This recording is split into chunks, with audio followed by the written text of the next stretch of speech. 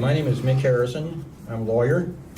I've been a public interest lawyer for 25 years, and I appreciate the invitation to come and speak with you all from your Colorado 9/11 Truth Group, which I've been very impressed with their efforts on the issues out here.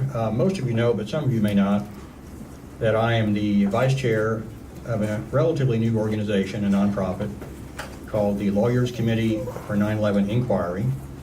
We're a 501c3 tax-deductible nonprofit, and our goal is to promote two things: transparency and accountability regarding the events of September 11th, 2001. And those two concepts, transparency and accountability, involve a number of things. I'll unpack that a little bit as we go through the discussion. What I'm going to try to do is use about half of our time giving you information that I know that you may not have heard, and then in the last half I hope to have a discussion with you all and take questions, and maybe you can inform me on some things I don't know. But I prefer to have the dialogue rather than to simply be speaking at you. So now if you have a really urgent question, sort of either a clarification or something that seems to fit right with what I'm talking about, I won't be offended if you raise your hand. I can call on you even while I'm doing the preliminary stuff. If I don't want to lose my train of thought, I might wait a moment before calling on you. So don't be shy. If there's something you really feel like you need to say, raise your hand and we'll let you say it. So let me give you an overview of what I intend to talk about in the first part. In the second part, you do not need to feel restricted to my topics. If there's something about 9/11 that you feel like you want to ask me about, it's fine to do so, whether it fits on my topics list or not. So what I want to talk about is intended to give you all an update on where the Lawyers Committee stands in looking at legal issues, legal strategies for accomplishing these two goals: bringing out more of the truth about 9/11 and ultimately holding responsible those who may have engaged in crimes related to 9/11. And some of you may know what I'm talking about, and some of you may not yet know what I'm talking about. And before this session is over, hopefully you all will know what I'm talking about there. So there have been some new developments, and we build this event as a talk about recent legal breakthroughs, and some of you may think that that might be a bit premature to call these developments breakthroughs, or maybe a bit overstated. I won't criticize you if you hold that opinion, but there's a reason why we called these new developments breakthroughs, and I'm going to try to unpack that for you as we go along so you'll understand what I consider to be the significance of these new events. So one of the recent developments that many of you probably know about by now is the release of what's called the 28 pages. And this was a portion of the joint congressional inquiry into the events of 9/11 that the two intelligence committees, the House and the Senate, engaged in 2002. But there were 28 pages of their report that were never made public. The rest of the report was made public, but these 28 pages were kept secret for 15 years. And there was an ongoing, long-standing advocacy effort by folks in the 9/11 Truth Movement to get those 28 pages released to the public. And they were released to the public last year, finally, after some effort. Now, there were a lot of people involved in that effort. I got involved only because Barb Honegger, some of you know Barb as an investigator on 9/11 issues, an investigative reporter, she asked me to look at the question of whether the 28 pages could legally be kept secret. Are we okay? Yeah. Could be louder. Could be louder? Yes. I'll do my part and we'll see if he can do his I part. can do that. By Just getting the closer. Getting louder I closer? get, the more we get. I think we're okay. I'll stay closer to the mic. Yeah, I just don't want feedback. Not a problem. So let me know if you can't hear me. So what happened was, some of you know Les Jamison from New York 9/11 Truth Group. He was working with some Congress folks and family members of the victims. And Barb was working with some of those folks. And Barb asked me to do a legal analysis of the question of the legality of keeping these 28 pages secret. At the time when it was first brought to me, we thought that the executive branch had classified these 28 pages as secret in the interest of national security, and that there might have been a legal basis for them doing that. As it turns out, to make a long story short, the document is owned by Congress, not by the executive branch, and neither the CIA or the FBI or the NSA had the power to classify any of those 28 pages secret or otherwise restricted. Only Congress could do that. Now, it turned out, no offense to members of Congress, that a lot of the members of Congress didn't understand that they owned this document and that the executive branch couldn't tell them what to do with it. So I wrote this 30-page legal analysis, which was intended to be a law review article. And former Senator Mike Gravel, some of you my age or older may remember the Pentagon Papers, and Senator Gravel at the time read those papers into the congressional record, even though they were classified. And it took some courage for him to do that, and the DOJ did try to prosecute him, unsuccessfully as it turned out. And the reason is that the Constitution protects members of Congress engaged in doing their jobs from any legal challenge. It's called the Speech or Debate Clause. And so members of Congress cannot be prosecuted for what they say in doing their job, including if they choose to talk about classified information, even if it were classified by the executive branch. So members of Congress have the right to be whistleblowers in that regard and cannot be prosecuted if they do. So Senator Gravel was one of the most famous examples of the exercise of that right. Well, Senator Gravel was in communication with me and the folks trying to get these 28 pages released, and I provided my analysis to the senator, and he provided it to a number of members of Congress. And not too long after that, there was a 60 Minutes program on the 28 pages, and then there was a release of the documents. So those pages are now out there. You can find them on the web. And the short version of the importance of those 28 pages is that they show connections between Saudi officials and Saudi nationals in terms of assistance, financing to some of the hijackers. And that wasn't talked about when the 9/11 Commission was doing its job. It wasn't talked about when the FBI was trying to, track down, or the CIA was trying to track down the culprits. And when President Bush was talking about, the U.S. was going to go after any country harboring or giving aid or assistance to the hijackers, the Saudis were not in the conversation. So now, 15 years later, they are in the conversation. And so that's one of the new developments. Now, those 28 pages are relevant to an existing lawsuit. I'm not involved in that lawsuit, but a couple of large law firms brought a lawsuit for a number of family members of the victims against the Saudis. And that lawsuit is pending. It's in progress as we speak. I can't tell you exactly how that's going to go. It's interesting from the point of view that they now have a little more evidence to work with because the 28 pages have been released. But the theories used by the law firms in that case are more consistent with the official story than they are consistent with some issues that my organization is looking at, which would be, for example, the possibility that the 3 buildings that collapsed on September 11th were brought down by explosives, not by being hit by airplanes. And that's not part of the official story. So the current litigation for the family members may have a boost now from the 28 pages, but I wouldn't rely on that particular lawsuit to bring out more of the truth about what really happened, because its focus is more, the Saudis helped the 19 hijackers fly the planes into the buildings. So I hope that brings some relief to the family members, but it's probably not all that is needed legally to bring the full truth out about what happened. Now, another one of the recent developments was the passage by Congress of a law called JASTA. I believe that's an acronym, JASTA, for Justice Against Sponsors of Terrorism Act.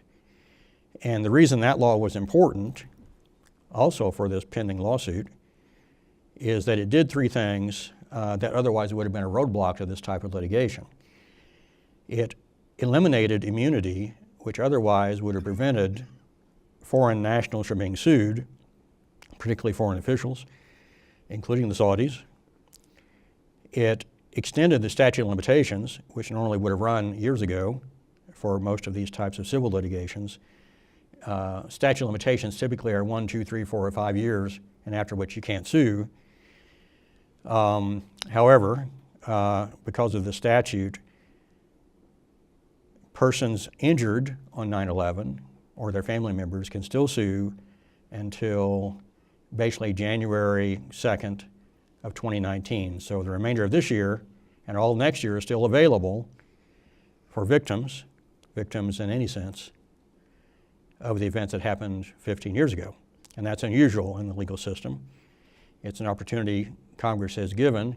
It may have been intended mainly to help suits such as the suit against the Saudis, but it does open the door for other civil litigation on any theory that can be proven for any person who's been victimized in any way, including anyone who was killed or injured by the use of explosives in the buildings, if the use of explosives could be proven.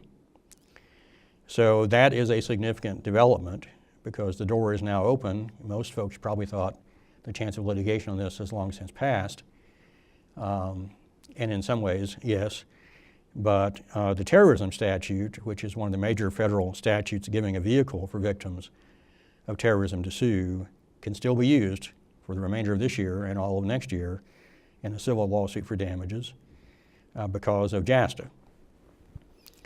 And the other thing that JASTA did was it broadened liability. There was already some liability for those who aided or assisted terrorist acts, but that liability was broadened by this law. So now there aren't really any loopholes. If someone, let's just take the hypothetical that our organization is looking at the evidence on, which is the possibility that these buildings, 3 buildings that collapsed, were brought down by the use of explosives. If that were true, then under this law, any person who was engaged in planting the explosives, conspiring to plant the explosives, aiding or abetting the folks who planted the explosives beforehand or after the fact, any of those folks and all of them would have liability. And they would have criminal liability as well as civil liability. And those folks could be sued without a statute of limitations problem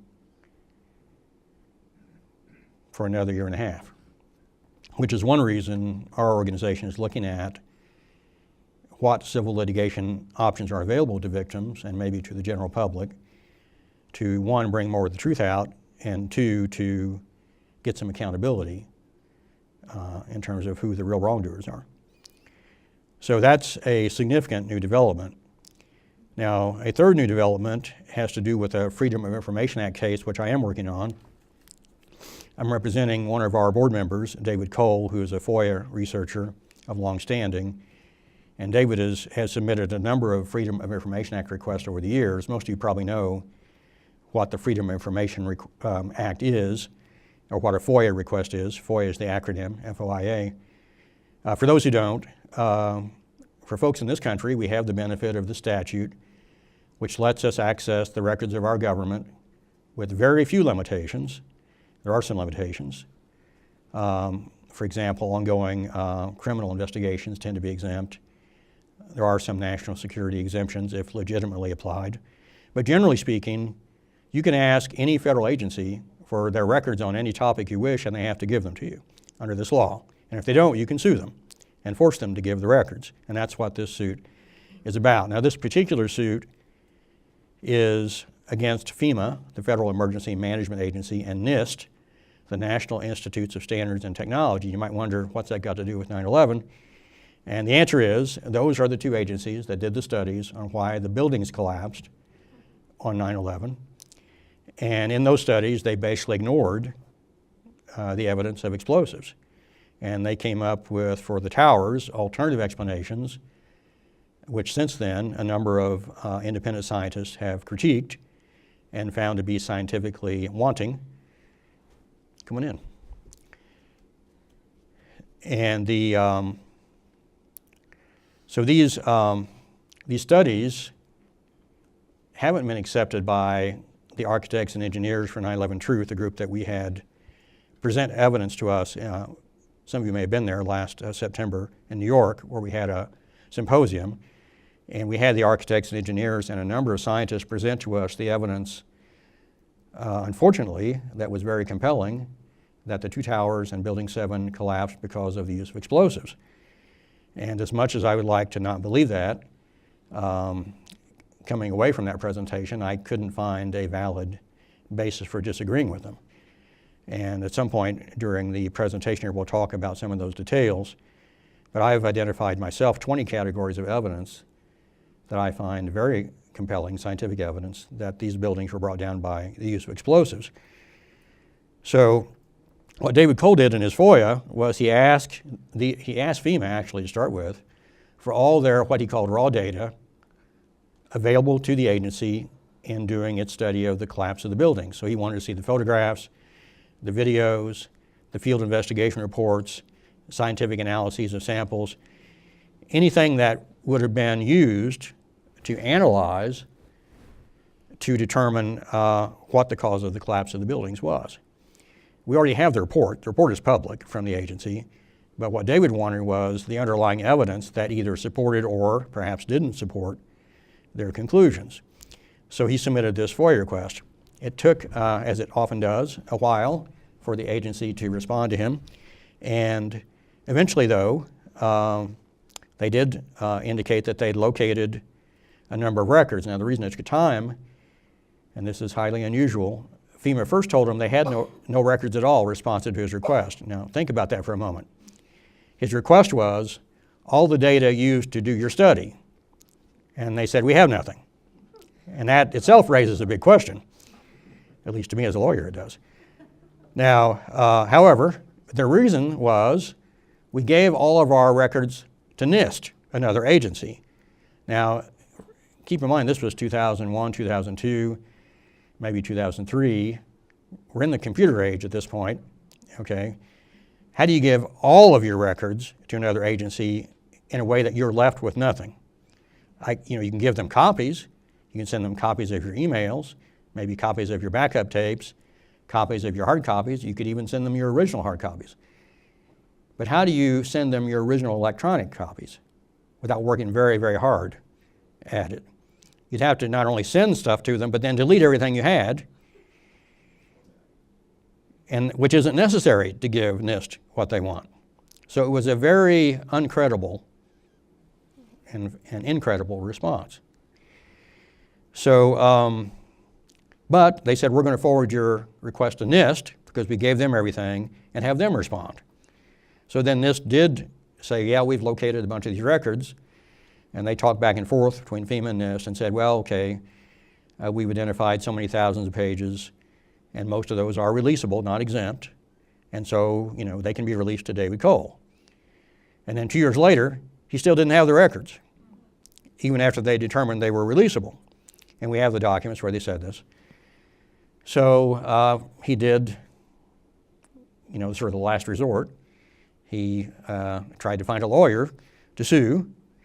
And at that point, he and I were both involved in the new organization, Lawyers Committee. And so he asked if I would look at it, and I did. And it looked like a perfectly valid complaint. So we recruited co-counsel in D.C., and we did bring a federal complaint in the district court in the District of Columbia. And that case is pending. Shortly after we filed the lawsuit, FEMA gave up thousands of pages of documents to us. They could have done that years ago, but it took the lawsuit to prompt them to do that. But then when David went through the records, there were some conspicuous omissions, things that hadn't been produced. Certain drawings, for example, drawings of the buildings at the floors where the agencies say the collapse began, which are the drawings you would particularly have to look at to try to determine whether their scientific explanation made sense or not. There were photographs taken after the collapse of the steel and so forth. There were videos. There were CDs, compact discs, full of records that were transferred back and forth. We have the correspondence showing all these records exist, and some of them were referred to in FEMA's final report, so we know they exist. But they weren't produced to us even after we sued. So we went through a period of negotiation with the agency saying, look, we have reason to believe A, B, and C exist. You didn't give us A, B, and C. Why don't you give us A, B, and C? And so they gave us some additional information, but the key stuff, they said, we can't find it. We don't have it. Now, those things are things that really would be hard to do the report they did if they didn't actually have those things. So, and they did apparently exist, so something happened to that information, and we're trying to find out what happened to it. Now, typically in a Freedom of Information Act lawsuit, it's not like a normal lawsuit for damages where you get to do discovery and subpoena your opponent and depose them and get all the records, which is normal in civil litigation. In FOIA cases, you don't normally get to do that. And the reason is it's considered to be a case on the agency record, and the agency makes a motion for summary judgment, it's called. They submit affidavits from their people who theoretically know what happened to the records, and then the complainant, in our case David Cole, the plaintiff, gets a chance to respond in opposition, and the judge then decides, do I believe the agency's explanation? Did they do a thorough search? Did they find all they can find, or not? And if it's or not, then they're violating the law, and the judge orders them to do something further. And that's normally the end of it in a FOIA case. Occasionally, if you prove bad faith by the agency or inconsistencies in the agency's explanations, the judge will let you do some discovery even in a FOIA case. So we had a hearing in this case recently in D.C. for the judge, and I explained to him what I've explained to you and a couple details I have yet to tell you, one of which was after we gave the agency a list of what was missing in their production to us, they came back and said, oh, well, we can't find these things, but FEMA folks think it may be in a Region 2 off-site warehouse, and we'll send a couple people over there to search that. And they gave us this explanation in writing. And then a couple weeks later, they came back and said, we've consulted with our, quote, subject matter expert. They didn't tell us who it was. And that warehouse doesn't exist.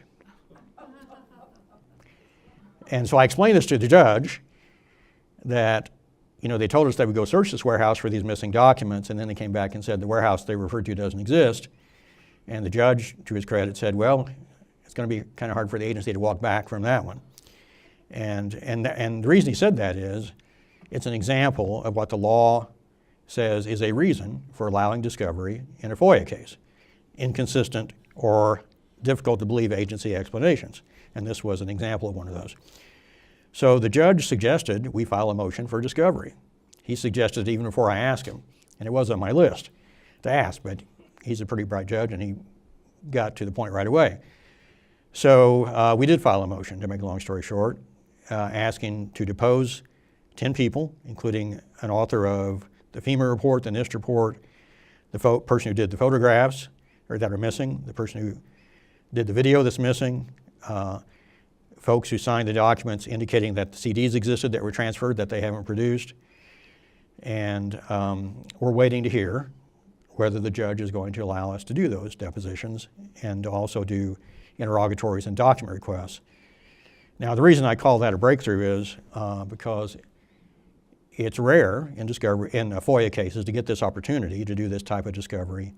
And in cases related to 9/11, it's pretty much unprecedented up till now for any court letting discovery be done to develop more evidence regarding 9/11 issues. Now, it shouldn't be rare, in my view, but it has been rare.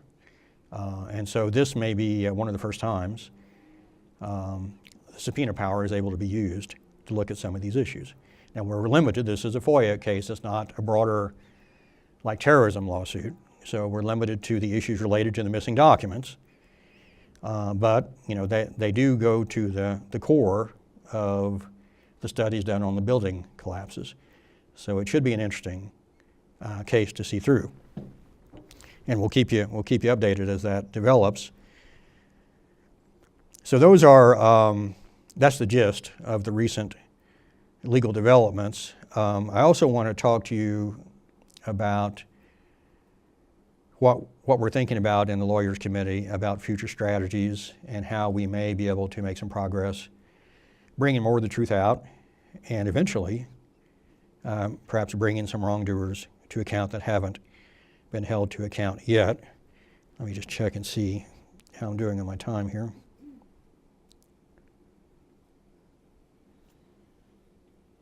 Okay, we're okay. So let me start with the FOIA for a moment. The Freedom of Information Act, which I've explained to you briefly, has been used in the past on 9/11 issues, and some interesting things have actually been acquired without suing, and there are some interesting FOIA lawsuits going on at the moment.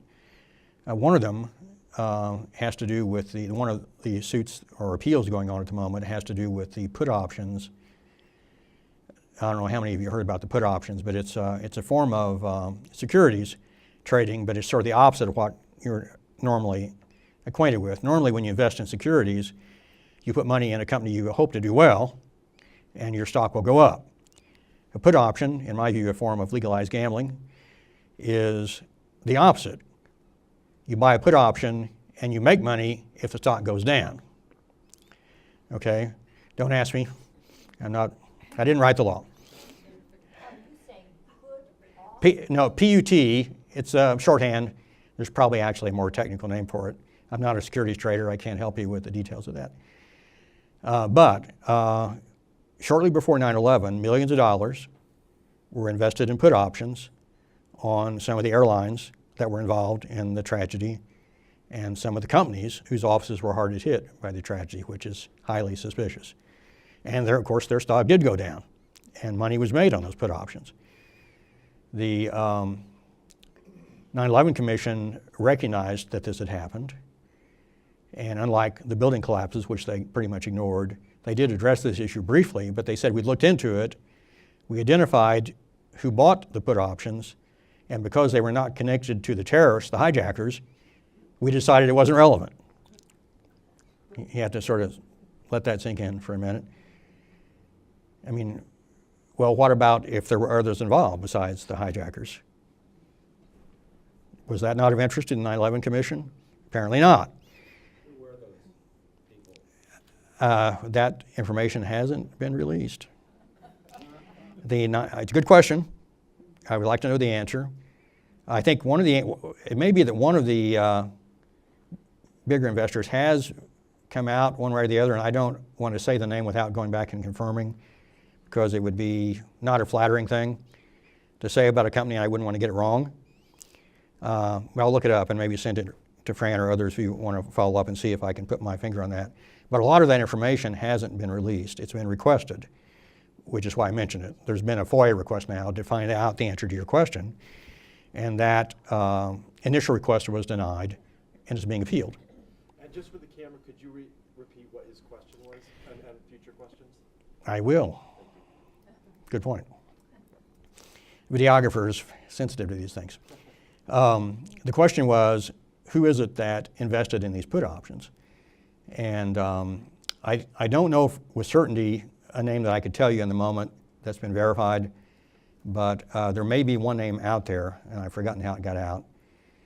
And the names were requested in a FOIA request by someone working with our organization, and it was initially denied or denied in substantial part.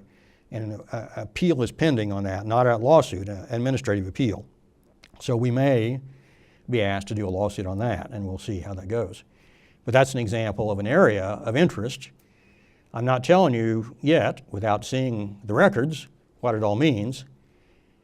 But what I don't understand is why the federal government wouldn't already want to have gotten to the bottom of that. And that begs a question in itself. But that's one area where FOIA can be helpful. Now, we did some FOIA requests from my local group in Indiana. I'm from Bloomington, Indiana. We have a local 9/11 group there. And we did some FOIA requests, and one of them was to the FAA. One of the useful things we got from the FAA was the flight data recorder data, which allowed simulations to be run on the flights of the airplanes. And we gave that information to an organization called Pilots for Truth, and generally made it available. I think it's still on our website, the Bloomington 9/11 Working Group website, if you want to see it. Now, we also got an interesting document that you wouldn't have expected. And the document had to do with, we asked for records on the hijackers. And one of the records we got back, even though strangely enough, they wouldn't give us a lot of the records claiming privacy, even though these folks are supposed to have died in the plane crashes. So how is there a privacy interest to be protected for someone who's died in the crashes, not to mention the fact they were criminals or terrorists if the official story is true. So a lot of the records we still haven't seen. But one of the records they gave us said that there was an application for a medical exam to renew a pilot's license for one of the hijackers. Now that might not seem startling because you have to do that to get your license, except the date on it was after 9/11. That's the significance. How could you have someone who theoretically, supposedly died in the crash, getting a medical exam for renewing a license after the supposed death in the crash? Now, we haven't got the answer yet, but that's something we would like to get an answer to. But that's an example of interesting things one can find by using the Freedom of Information Act. You don't always get the good stuff. I'm still getting responses, apologies from like the CIA, the DOD, the DIA on our FOIA requests because they've taken like 11 years to respond. Now, we haven't had a huge budget to litigate, but I think that's probably, we're hoping that will change in the short term. It hasn't changed yet, sorry to say. But we're hoping to generate some funds for a FOIA campaign. So that's one of the areas we're looking at for the future. Because some of the stuff you just aren't going to get unless you sue. I think I can speak safely for our committee. We're all dedicated to making sure that the full truth of what happened here comes out at a minimum for the benefit of the family members of the victims. But the rest of us have a right to know as well, and it has huge implications. It already has had huge consequences. We've had a number of wars done in the name of 9/11. I don't know how to count the financial cost or the cost in lives or in our constitutional rights that have been narrowed on the excuse of 9/11. But, we paid a big price. The question is, should we have? And must we continue to do that? And so even though a lot of folks might say, it's 15 years later, let it go, it's a dead issue, it's an old issue, it's not worth the effort. Well, it's still very much a live issue to us because it still impacts whether our government has integrity. It still impacts whether we should be paying for wars and having our young people die in wars. And it really, has huge implications for the future of our democracy. Yes, sir. It bears on the legitimacy of our government. I And agree. for me, 9/11 was a turning point. It's not that I was a fool before that, but I'm sorry, anybody involved in our government now is malfeasant to some extent, and they are rejecting evidence that is so in your face, existent, and they will not admit it. They're in a mythology. Thank you. I won't try to repeat all of that, but I think you spoke loud enough maybe to be caught. But your point is well taken that one of the significant implications of this 15 years of obstruction of the truth by our own government is not only whether there might have been crimes uninvestigated and unprosecuted, for example, regarding the building destruction, but have there been crimes related to obstruction of justice by members of the government themselves in preventing the public from getting to the truth. So one of the areas we expect to look at as the Lawyers Committee in the future, assuming we can raise some money or do it the hard way, the way we're doing it at the moment, which is volunteer time, we hope to investigate these issues of obstruction of justice before 9/11 and after 9/11. There were, some of there were whistleblowers who came forward either before 9/11 or shortly after 9/11 who disclosed some insights into problems in the FBI and the DOD and the FAA in terms of how 9/11 was handled. And one of those whistleblowers was an FBI agent and attorney, Colleen Rowley, who some of you heard about. And she has important information, which I think is still significant today, because no one's really ever investigated the concerns that she raised. And one of the concerns that she raised was, she's the one who was involved with her colleagues in Minnesota in investigating Moussaoui, who was arrested shortly before 9/11, the alleged 20th hijacker. And she attempted to subpoena his laptop before 9/11 to get information to see if there was, a conspiracy, a plan that might be prevented. She didn't know what was going to happen at that time. That happened shortly thereafter. But as she explains in a letter that's public and on the web these days that she sent to, I think, the Attorney General at the time, she was obstructed and was denied the subpoena until after 9/11. And so had she been given the subpoena when she requested it, they might have gotten leads that would have prevented some aspects of 9/11 or all of it in terms of following those leads. And she is pretty explicit in criticizing her superiors and certain of them in, without justification, preventing her from doing her job. There was also this Phoenix memo, some of you may have read about, from an FBI agent in Arizona. He was talking about his observation of a number of foreigners taking flight lessons who he was concerned might be planning a terrorist attack using airplanes prior to 9/11. And he wrote that memo to headquarters, and that memo was not shared with Colleen Rowley. And had she had it at the time, she could have made a better case for getting her subpoena at the time, because that's what she was concerned about from what she was seeing in Minnesota.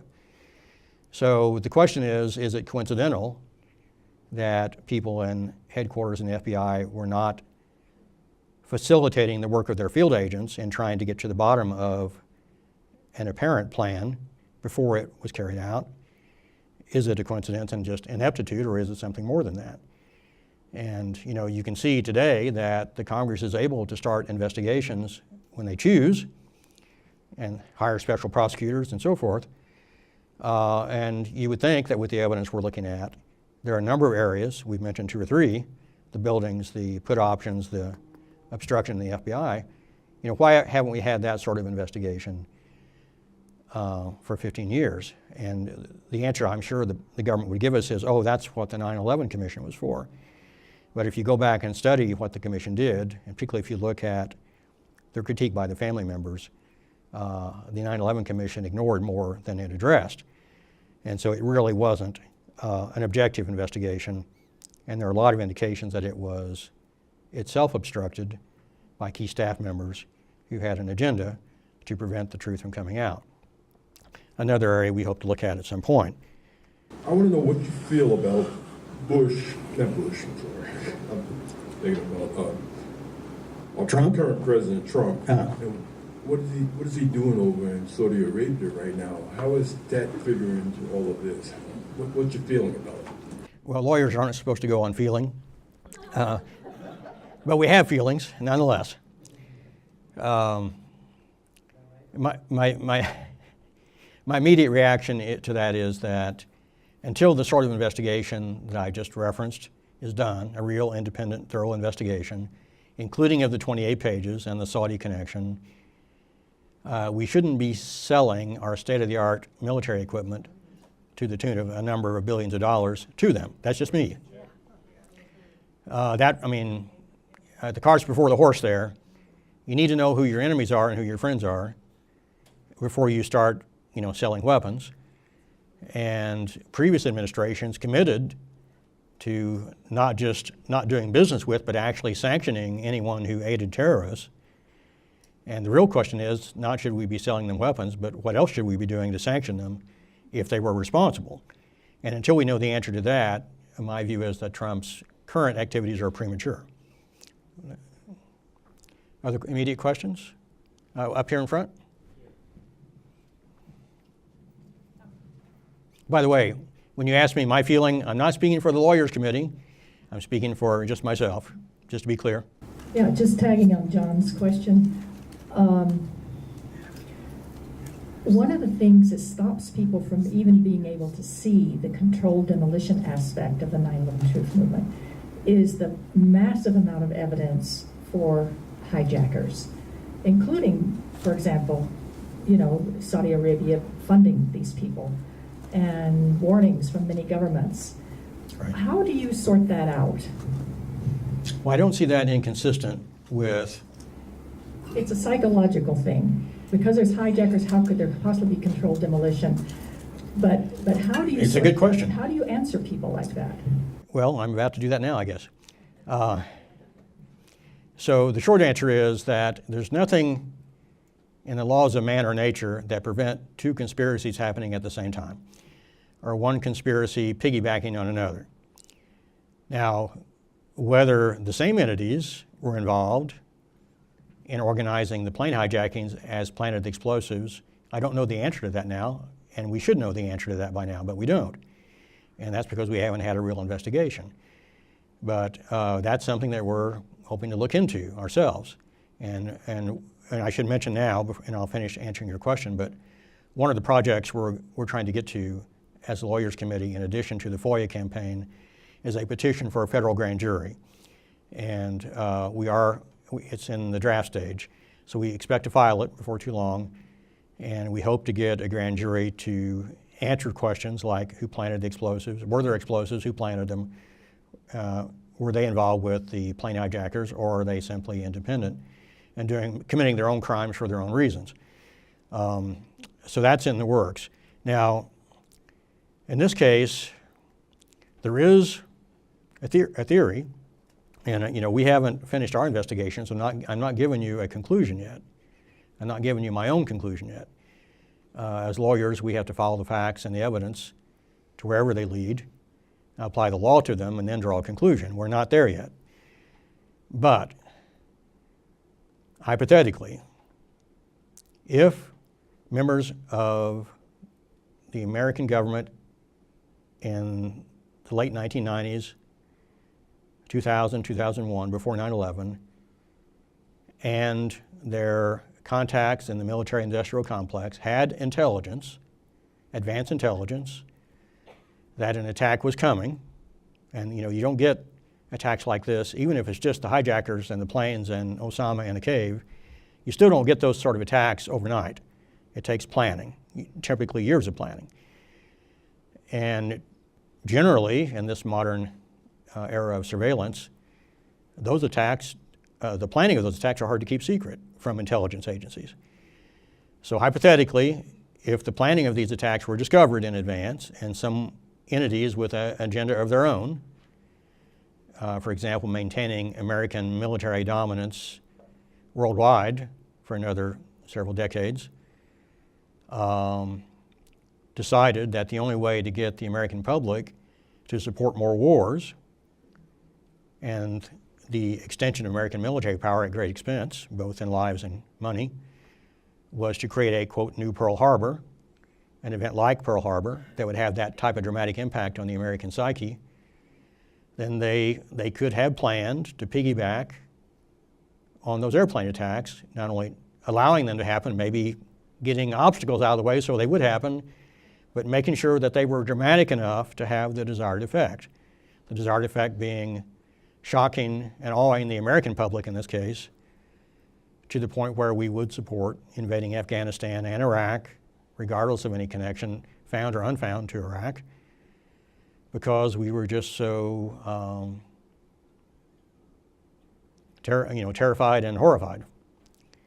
So that is a plausible theory. I'm sorry to say there's evidence supporting it, but it's not something that I have concluded yet is true or provably true, but it is something that we're looking at. Now those buildings, for those of you who have seen the presentations by the architects and engineers or the scientists on the buildings, very persuasive evidence. And let me give you the short version, and then we'll take another question if my computer will assist me, which it may or may not. It's going to be quicker for me to do this from memory. So there are certain types of evidence that the architects and engineers and chemists and physicists and mathematicians have brought forward on the building collapses that go well beyond suggesting explosives. One of them is chemical analyses of dust samples showing the presence of high-tech explosive residue. And that's not suggestive. I mean, if the FBI found that in a case they were trying to prosecute, it would be dispositive, basically, you know.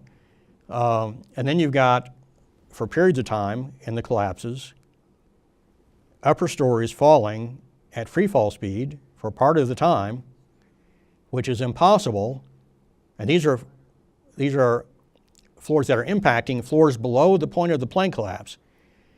There's no reason under the official story for the floors below the plane collapse to be other than intact when those upper floors hit them. They might have been, you know, heated, but they would still be intact, maybe somewhat weakened, but they hadn't collapsed due to the planes because the planes hit above. So what happens when a floor falls and hits a floor below that's intact? Well, either it stops the collapse or it slows it down and it continues to go. You can't free fall while encountering resistance. That's physically impossible. So that evidence, again, isn't suggestive, it's really dispositive, standing alone. You've also got these little metal microspheres, which have been found in the dust, and it takes extremely high temperatures to create them. And jet fuel doesn't burn that hot. Building contents don't burn that hot, but high-tech explosives and incendiaries do, like thermite and thermate, which is what the residue was found in the dust. So, and there are like 20 points like this, okay? And maybe one or two of them would be dispositive in a normal, you know, criminal or civil case. And yet we don't even have an investigation acknowledging the possibility that explosives were used. And that, to me, is hard to explain. And that's what we're addressing in our petition for a grand jury. Now, I was telling you that for a reason. I think you were supporting the controlled demolition, but there is this thing about the hijacking. Thank you. You got me. You got me back on track. Okay. So why did I tell you that? Someone had to plant those explosives, and they're fairly high-tech explosives, and it couldn't be done overnight. There had to be good access to the buildings. Hard to imagine that someone or someones could walk in for, you know, days or weeks on end with mysterious packages without the security knowing it. And so a good point to start the investigation on this part of it is to look at who controlled the security for the buildings, what the residents of the buildings observed during the weeks leading to 9/11 or months. And there were some folks who reported unusual and suspicious activity in the buildings. There were contracts for repairs on the elevators, which is where some of the experts say explosives would have to be planted. So there is something to investigate. There are people who could be deposed, and that would probably lead to, you know, other witnesses, and, you know, you could follow the chain. It's not impossible, in my view, that a foreign entity would have the financial capability to influence a company to get access to a building. So it's not actually impossible that the same people who flew the planes also controlled putting the explosives. It's not impossible, but it doesn't make a lot of sense. And the reason it doesn't make a lot of sense it would happen that way is if you could bring the buildings down by the explosives, which is what the scientific evidence has happened, why bother hijacking the planes? Why do that at all? Well, not if you're really hijackers. You can be bombers. Terrorists are bombers just as easily as they are hijackers. I mean, they're going to die or they're going to be criminals either way. It's you know, if the official story is correct that we're talking about foreign terrorists, it doesn't matter to foreign terrorists whether they bring the building down by hitting them with airplanes or by using explosives, except you can't really bring them down by hitting them with airplanes. But if you want to create, and I'm sorry to say it this way, I don't know any way to be other than direct about it. If you want to create a large loss of life to horrify and terrify the American public, planes hitting the buildings and the buildings standing and letting them be evacuated doesn't get the job done. And I'm sorry to say it that way. So the evidence is consistent with an entity other than foreign terrorists, or perhaps in complicity with foreign terrorists, arranging for explosives in the buildings. And that is something we think there needs to be a grand jury on to get to the bottom of it. Yes. Microphone? Do we know why or who redacted the 28 pages? I mean, that report came out in 2002, before the invasion of Iraq, and Les Jameson made the point that if we would have known what those pages said, it would have been really hard to justify invading Iraq as compared to Saudi Arabia. So, did you know who or why, or what was the justification for the redactions? Do you, and by the redactions, you mean essentially redacting out the 28 pages and keeping them secret? Yeah. Okay, there's a second redaction issue. I'll tell you about it in a moment. Still, but the first one you're talking about is keeping the 28 pages in toto basically secret. My understanding is that intelligence agencies communicated with members of the congressional committees and indicated their desire that that information be kept secret. And that may have been all the way up to the president, but it was the executive branch. Now, based on my analysis of the Constitution, the executive branch didn't have that authority to classify that information or prevent it from being disclosed. The members of the congressional committees either didn't know their own constitutional authority to handle release of their own documents, or they pretended not to know. And they allowed the executive branch to basically coerce them into classifying something that the executive branch had no authority to classify. That's my view of it. So, but it appears to be the executive branch's initiative with some, how shall we say, cooperation from certain members of Congress. And the other members of Congress, I think, just didn't know any better. I mean, even though there's a common belief that every person in Congress is a lawyer, that's not actually true. A lot of members of Congress aren't lawyers, and a lot of them don't know the law very well, no offense intended, because they're not trained. So a lot of them probably don't know about what's called the Journal Clause of the Constitution, which says that every act of Congress, all of the congressional business has to be published and made available to the public unless the Congress itself determines secrecy is required. Now, in this case, Congress did not determine secrecy was required. The executive branch did. And how do I know that? We have the cover letters from the committees to the entire Congress transmitting their report, noting they were withholding these 28 pages, okay, and they said, we're going to ask the executive branch agencies to declassify them. Why? Because we as Congress don't think they need to be secret. You don't ask to declassify something you believe needs to be secret. So at the time, the decision was made to keep these 28 pages secret for 15 years. The initiative was the executive branch, who had no authority to do it.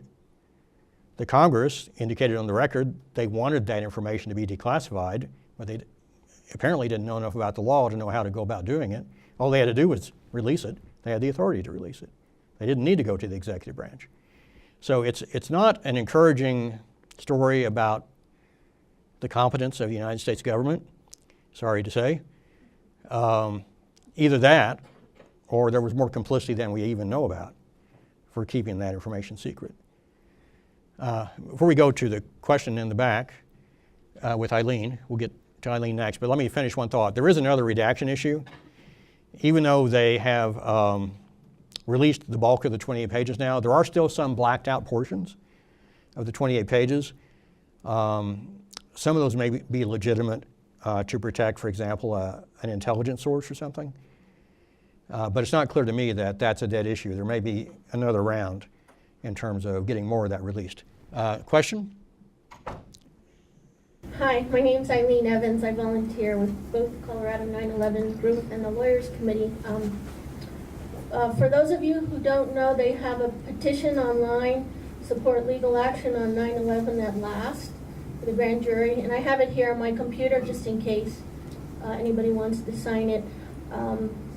My question relates to the contracts the Pentagon has awarded right after 9/11. I read in David Ray Griffin's book that there's some research being done on Halliburton and other companies that, could you do a FOIA case on where the money went from the Pentagon to justify the wars in Iraq and Afghanistan, and who owns those companies and those stocks? It's a good question. So the question was, could you do a freedom of information request and maybe follow-up appeal and litigation to find out where all the money went for the contracts post 9/11 that resulted from 9/11, particularly the military contractors? The answer is yes, you could do that. You probably would find out the company's name and the amounts. You may not find out every detail of how the money was spent. Some of it may be considered classified if it's certain types of weapons, for example. But a lot of that is FOIA-able. Now, short of a FOIA, you may get some of that online already. There is a contract database or two online. One of those databases is government-run. The other is a private-run by a nonprofit, I believe. And so you can do a Google search for government contracts, and you actually can put in a company name and dates, and it'll list the contracts the company has received. Now, whether it gives all the answers that you're looking for, I don't know, but it would be a good starting point, and it might set up a FOIA request to get more additional detail. Other questions in a moment? Yes, sir. Over here? Oh, sorry, there's one.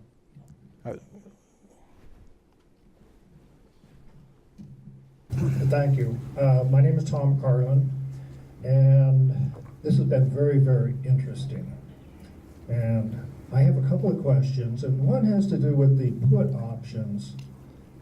And has your lawyers committee asked a financial type person, stock market type person, to look at the patterns of put options where you gamble on a stock going down, and I think the opposite side is a call option where you gamble with somebody else's money on a stock going up in value. Have you asked a financial type, isn't this common activity all the time where hedge funds, private equity money is in the market all the time buying put and call options? And what I'm getting at from a legal standpoint, is this a very fruitful area to pursue as far as adding a puzzle? It's a good question. Piece to the puzzle. So let's do that, and then we'll come back to your next question. So stand by. So the first question is it an area useful for spending our limited resources in looking at the put option question when there may be a lot of gambling going on generally in the stock market? I think there probably is a lot of gambling going on in the stock market. I've heard about put options unrelated to 9/11. So I think if one looked at the volume of put options, you would see there are a lot of put options happening that have no relation to 9/11. However, there's been some analysis of these particular put options, and the Security and Exchange Commission actually has a formula and a computer program and a way of looking at suspicious transactions, okay? And it comes down to, how much more happened in this time period for this company than normally happens for other companies or this company also. And I could be wrong about this, but my recollection is that that has been done to some extent on the put option for 9/11, and that they turned out to be highly suspicious because it was a very large increased jump in the volume of put options shortly before 9/11, and it was these particular put options. So even though in other circumstances your point might be correct that this might turn out to be not suspicious because it happens in other contexts and it might be a coincidence, the initial evidence is not so in this case, that this is a worthy area of inquiry. So I think there's another question here, and then we'll go back. Have you run across in your requests to get evidence and information the response that, oh, well, this person who is responsible for this information or putting this in the warehouse, that person retired 5 years ago, or even worse, that person was walking down the streets of Washington, D.C. and was shot down just recently. So sorry, we the person who was responsible for that is gone, we can't go any further? Not yet. And it may be that we're not at that stage where that has had an opportunity to happen a lot yet. It might happen in our the FOIA case I mentioned to you that is ongoing. Unlikely, because the communications that happened about this warehouse that disappeared and the documents, that was a recent communication. So it would be highly suspicious if that person retired or died. We don't know the answer yet. So I'll let you know how that one turns out. Now, there have been folks who have died, I'm sorry to say, who have been witnesses to events in 9/11. One of them, Barry Jennings, I believe was his name, was trapped in Building 7 and was rescued, thankfully. And he gave testimony that is not consistent with the official story, which is that there were explosions when he was in the building prior to its collapse, and that when he was taken out by rescuers, he was walking over and stepping on bodies. And that's not part of the official story for Building 7. He unfortunately passed away a couple of years ago. So I don't know the details of that, but that's an example of where a key witness has now become unavailable to us. A question in the back. Thank you, Mr. Harrison, for your dedication and work on this issue. There are many whistleblowers that have been silenced. John O'Neill, FBI agent, Sibel Edmonds, Robert Wright, FBI, Lieutenant Colonel Schaefer, who was investigating Able Danger, and that whole investigation was shut down. Kurt Sonnenfeld, who is the FEMA videographer. Of course, you mentioned Barry Jennings and Colleen Rowley. So we know the tactics to silence these whistleblowers. And you mentioned put options, but most of the put options go through the Wall Street banks, and we know many of the Wall Street bankers are former high-level CIA officials, including CIA directors such as Buzzy Krongard. And there's also the financial trades that were happening in the World Trade Center buildings during the actual destruction of the buildings, and then the gold in the basements of the buildings. So it's more than just the put options. So my concern is we're going after FOIA and approaching government agencies, seeking transparency and accountability and seeking justice and truth. But isn't that a bit like going to the Fox house to have the Foxes release information about the chickens they just killed?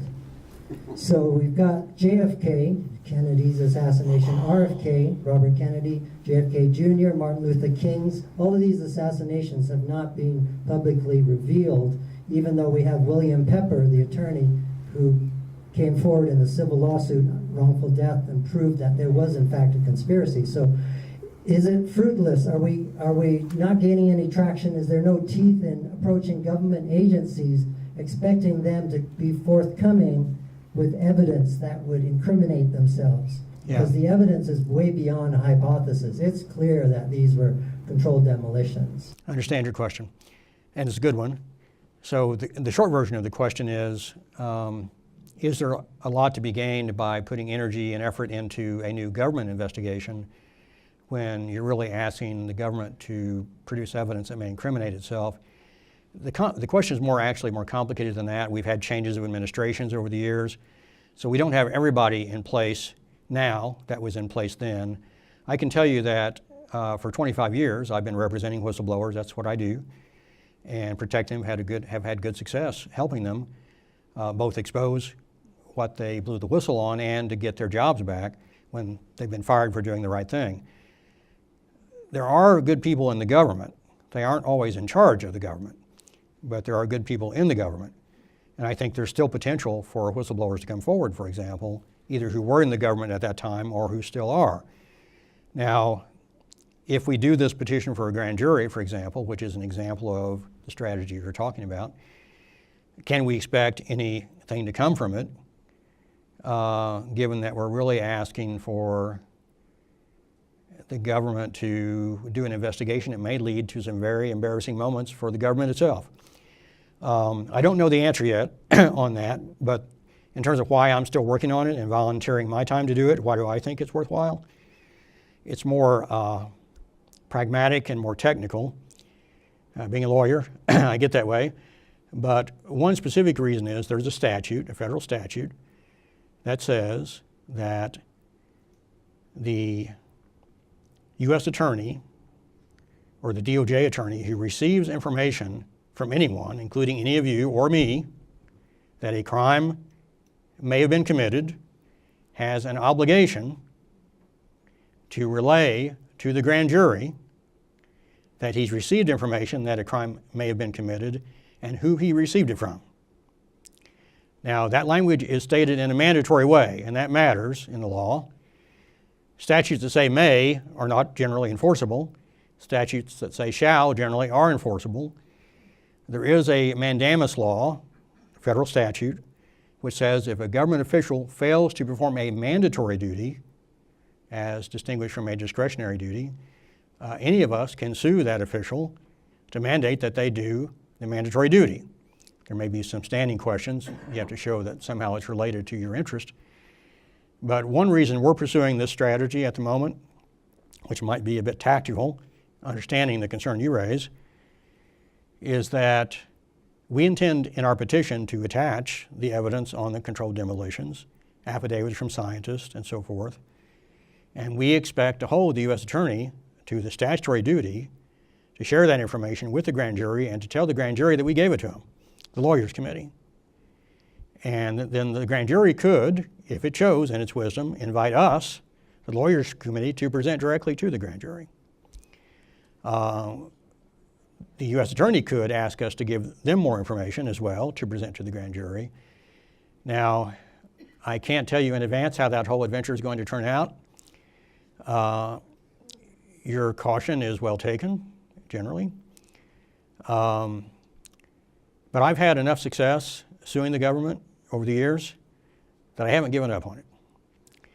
And because I have this option to put some pressure on the U.S. attorney if the U.S. attorney doesn't do his or her job in relaying this to the grand jury, I think this is a viable vehicle for us to pursue. It isn't a panacea. It's a piece of the strategy. Yes, sir. Okay, I'd like to, my name's Leroy Cockrell, and I'm interested in, you were talking about how the executive branch could hijack the Congress. And I didn't use that word, but I understand why you're using it. Yes, I'm just saying buffalo them or whatever you want to, there's a lot of good terms. Understood. And there's two concepts that I'd like to employ in my question. One of them is a concept called willful blindness, where people, it's not that they don't see the elephant in the room, it's that everybody sees the elephant in the room, and they insist on keeping their head buried in the sand, and they don't want to speak up because they feel like it exposes them as whatever, somebody that's illogical or whatever the reason. And Conspiracy theorist, yes, I know the problem. Yes. And of course, then there's the other thing that was exposed by a fellow named Jonathan Haidt, and that is the difference between liberals and conservatives, where he examined the attributes that each group holds sacred. And for conservatives, the number one thing that they hold sacred is loyalty. And whereas on the liberal side, that's rather low on their list because they want to know the truth. They say, well, will the truth please stand up? We want to identify. That may have been the case at one point in history, but we'll see. Yeah, well, yeah, you might make that argument too. I mean, I'm not going to say that it's always that way. Understood. But the preponderance of the evidence suggests that. So anyway, I'm just kind of saying that I question when you have a group of people like the Congress that are extremely loyal to a leader who may or may not be logical and ethical or whatever. It's a prescription for bad things to happen. I understand that. And so I guess my question is, I wonder if anybody's even considered some of those ideas. Well, I think they're being considered as we draft strategies and craft strategies for trying to solve a fairly intractable problem, which is 9/11, the fact that we're now 15 years after the fact, still talking about how to get at the truth, suggests it is intractable. That doesn't mean it's impossible. And there are a lot of reasons why folks don't come forward on this type of issue in the government or outside of the government. This isn't exactly a career builder even for a lawyer. Okay, just want to mention that. So you have to have a value system that places the truth over other things, or democracy over other things, or integrity in government over other things. And our committee, I think, has that value set, and that's why we're doing what we're trying to do. But historically, there have been times when people should have spoken out, not just in the U.S. government, but in other governments worldwide, and they haven't, timely, and disasters have happened. And we may be approaching another era of that type, I'm sorry to say, and I hope we're not. So I understand the problem. But, my view is that, as I think it was Margaret Mead that said, never doubt that a small group of dedicated people can change the world, because, in fact, that's the only way it's ever happened. And I feel like we're in that mode at the moment. I think this is such a group in the moment. Our committee is such a group. What we're trying to do, and what I'd like to do, and I'd like you all to stay in this dialogue, those of you who are still concerned about this, I'd like to build the connections between our committee and the state groups and develop a better coordinated network for investigating and advocating on this issue. We're going to need some of that for the legwork to do the petition for a grand jury. If we get into actual litigation, we're going to need that. And we need it to some extent on the David Cole FOIA suit, particularly if we get our discovery. We're not funded at the moment. I mean, you might think that lawyers group must have money. We're not actually that kind of lawyers. We're not the big lawyers who make zillions of dollars or companies suing each other or other ways they make millions of dollars in the stock market. We're mostly public interest or general practice, and we're looking to be funded from the outside. So until we are, our power is going to come from how much grassroots support we get. So we're going to need you all to help us. Any other questions? Yeah. Oh, I think that Margaret Mead quote, I think she meant to say well-grouped, a group of well-financed. Oh, well-financed. Yeah, I think there was... I missed that part. She actually left that out on... Probably an ellipse in there. Yeah. My question actually kind of follows up with you. I've always been perplexed when you have such an apparent truth that the majority of people, refuse, like Fran was saying, refuse to look at, refuse to see. And one of the more important books that I read, helping me to understand a piece of this, some of it's social, like not wanting to be called a conspiracy theorist, but a lot of it's professionalism. And the book Disciplined Minds by Jeff Schmidt talks about, as a professional, like the more professional you are, be it, academic, whatever, there are these pressures put on you not to step outside of the orthodoxy. And so my question to you is, have you received any pressure from business being taken away, or maybe you have stories, a story that you can share of someone that you've worked with that have received some flack, or either some other professional pressure from regarding that? Well, I haven't been pressured too much on this issue to my face. What's happening behind the scenes, hard to say. I've been doing this sort of work for 25 years. I'm probably known by now as not being someone who's easily pressured, because I've been representing whistleblowers for 25 years. Back in 1993, I believe it was, we were suing then Governor Bill Clinton. I was representing the Arkansas Peace Center and the Vietnam veterans, and we were suing to shut down an illegally operated Agent Orange incinerator that was poisoning the community. And we did get it shut down eventually, the hard way. We got a couple of injunctions from the court, and then the Court of Appeals, for reasons which remain mysterious, overturned those injunctions. But then we had like 12 whistleblowers come forward to the State Attorney General, and I coordinated that. And there was so much public embarrassment that EPA shut it down. However, while that was in progress, the company complained to the local prosecutor about me, because I had invited some of the whistleblowing workers to come and speak with the Attorney General of Arkansas about it. And the company accused me of impersonating the Attorney General of Arkansas, and the local prosecutor called me on the phone and said he had to restrain his deputy from coming over and arresting me. And I told him that would probably not be a good idea because I was not impersonating the Attorney General. The Attorney General actually interviewed and deposed these people with the court reporter under oath on the record, and their facts weren't quite right. And we had a nice front page story in the Arkansas Democrat Gazette about that, and we neutralized that attempted pressure. And that's an example, and that was just one company with, putting pressure to solve their immediate problem. I've had clients in other areas shot at. I've had witnesses killed over the years. So, and this, what we're talking about now, the stakes are as big as anything I've ever dealt with. So, your question is a good one.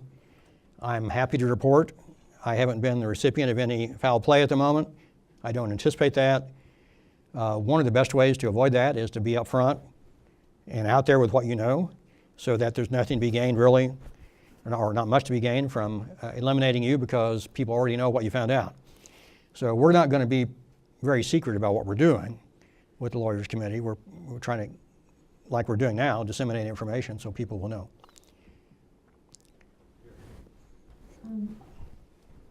I'm wondering, there were so many system failures, like would it make sense to contact the FAA and ask why those planes were even allowed to fly off course? The failure to intercept and so forth? Yeah, like why, usually the military would scramble when a plane goes off course. Right. Like those planes went off course. Understood. And, is there any... Is there a basis for an investigation into that? Right. The short answer is yes. I did a review, and some of my colleagues did a review of some of the audio tapes of the air traffic controllers and the FAA headquarters on 9/11, because we got those audio tapes in a FOIA through David Cole. And there were some interesting things on those tapes. And we haven't had the person power to go through them all yet. So if anybody wants to volunteer to listen to some tapes and digest them for us, give us an email or a call. But the short version is, one of the things that struck me on those tapes was that they were talking with the CIA. This was real time during the attacks. They were talking about reports coming in of other hijacked planes, which didn't turn out to be among the 4 they admitted were hijacked. Now, how do you get a report of a hijacked plane without it actually being a hijacked plane? And in particular, how do you get a report of multiple hijacked planes on the same day in the same time frame? And all of those turn out not to be hijacks. There were also bomb threats on planes reported during this actual event, real time, all of which was confusing and distracting the people trying to deal with the real planes that were targeting the targets. Now, the question is that an everyday occurrence for the FAA? And I doubt it. Okay, how often does that happen in their history that they've had? And this is in addition to all the military training exercises that had planes in the air and hijacked planes in the air, real time, overlapping with the real attacks. And that created a sense of confusion that's basically unprecedented. To me, that is so irregular that it needs to be investigated. And so that's on our list. I mean, we're starting with the buildings, but the failure to intercepts, the crash or whatever it was in Shanksville, the Pentagon attacks, these are all fair game for investigation. No one independent has really given them a good look. And I'm not telling you what happened in those situations. I'm just saying they do deserve a thorough investigation. So we're getting close to our time. Other questions? I just want to comment as a fellow lawyer about the courage and high quality of your investigation. Thank you.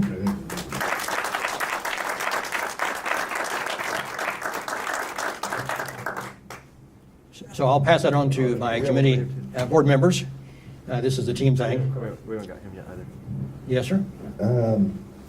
I was curious if you're, in your suit, you were working with any kind of motive for the Saudi Arabian, and whether that's official government group or kind of a radical fringe group within Saudi Arabia that you're working with. Okay, we're not doing that ourselves. The lawsuit against the Saudis, which I think is the one you're referring to, is another law firm. We're not yet involved with any litigation involving the Saudis. The Saudis being sued, though, include a number of Saudi officials. So the law firm leading that is the Motley Rice firm, I think. And I've read their complaint. I'm speaking from memory at the moment, but I believe they named a whole bunch of Saudis, several of which were current or former government or Saudi royal family members. So they're not just alleging a rogue element that happens to be in Saudi Arabia, although I think your question is actually a good one, because I think there needs to be an investigation not just of the official Saudis, but other folks who may have been operating out of Saudi Arabia. I mean, keep in mind, most of the hijackers under the official story were Saudis. People don't often remember that. And yet the Saudis got no attention at the time, and one reason was, of course, the 28 pages were kept secret. But I think the official Saudis merit some inquiry, but I think folks may be operating out of Saudi Arabia who may not be official Saudis. I mean, we have rogue people in our government and in our corporations. Not everything that happens at the hands of an American is an American government act. And that can be true for the Saudis as well. Do you have a follow-up on that? Or, no, okay. Yes. I think we're getting toward the end. We are? I just want to say, too, I want to acknowledge Eileen in the back here. Eileen, you want to step forward? This very high-quality presentation would not have happened without Eileen. She did all the organizing and planning for it. Thank you. I just want to thank Eileen. Thank you, Eileen. And by the way, while we're thanking people, I really was impressed with the fact that the Colorado 9/11 Truth Group got a program on public television. And I congratulate you all on that. I don't think any other group in the country has accomplished that. Very impressive. So I appreciate your efforts. Mick, I have another Yes, sir. question, and I want to endorse what was said about, and I know you could use a lot more funding. You could say that. To pursue these things. And I want to endorse the idea of looking into the hijackings. There's so many elements of that that also don't ring true. But also there are media reports that were, to say the least, suspicious. One example, on 9/11, Tom Brokaw had on an alleged engineer, Hyman Brown from Boulder, who claimed to be an expert in building demolition. And it later turns out he really wasn't. And I think that's a subject that Tom Brokaw and I think it's NBC News might be asked about. How did they get information from about or from Hyman Brown that made him a supposed expert? Well, you know, one of the, just in closing, one of the strangest things that happened on 9/11 was, it wasn't just the BBC, but the BBC is best known for it. There were several reporters who announced the collapse of Building 7 with the video of New York in the background and Building 7 still standing. So they announced its collapse before it happened. Now, you know, how does that happen? So that's an area that deserves inquiry. Now, there's Joe. Joe mentioned Robert Wright as one of the whistleblowers, and there were some others. Robert Wright, I believe, and Joe will correct me if I'm wrong, I believe he was investigating the financing of terrorism, and his investigation was shut down when it started focusing on the Saudis. So if you put that together with the keeping the 28 pages secret and sort of ignoring the obvious, which was most of the hijackers were Saudis, I mean, that's a valid area for continued inquiry. And I'll leave you with this fact, which you may or may not know, and that is, which I found very suspicious. Shortly after 9/11, General Wesley Clark was pulled aside by someone in the Pentagon and shown a memorandum. And he was told that this memorandum reflected a plan of the United States already drawn up shortly after 9/11. It was already drawn up to invade, and I think it said take down the governments of 7 countries in 5 years, or 5 countries in 7 years. 7 in 5 years. And those countries are pretty much the countries we've now seen military action in since 9/11. And that begs a lot of questions. So with that, I appreciate the chance to talk with you all. Yes? One more very, very quick one. Okay. What motivates you? Money, obviously, right? No. No, that's what it is. I'm just curious, like, what drives you to because it's not easy. It's not an easy road. Well, a long story, started out, believe it or not, focusing on government accountability in college. I individualized my undergraduate major at University of Chicago and Indiana University on accountability in government and educational institutions because I was already convinced, probably because of the Vietnam War, that we needed reform and we needed to establish integrity in government and we needed ways of doing that. And I've been focused on that ever since. It led me to eventually to law school. I actually tried to reform the school system for about 10 years when there was an alternative school movement. And then I decided I would be more effective outside the bureaucracy and went to law school at the District of Columbia, a member of the founding class, public funded, public interest law school, one of the few in the country, grew out of the ashes of Antioch. And then I got the opportunity to work with the Government Accountability Project for my internship and, what am I trying to say, clinic work. And then they hired me after that to represent whistleblowers. That's how I got started in doing this, and I've been doing it ever since. But the short version is, I'm sort of the Ralph Nader mode. I believe we all should be public citizens. We should take our obligations as a member of a democracy seriously and do what we can to establish and maintain integrity.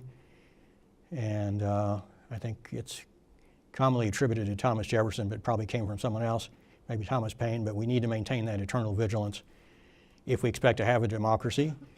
And it's an ongoing battle, and that's why I'm doing it. Thank you.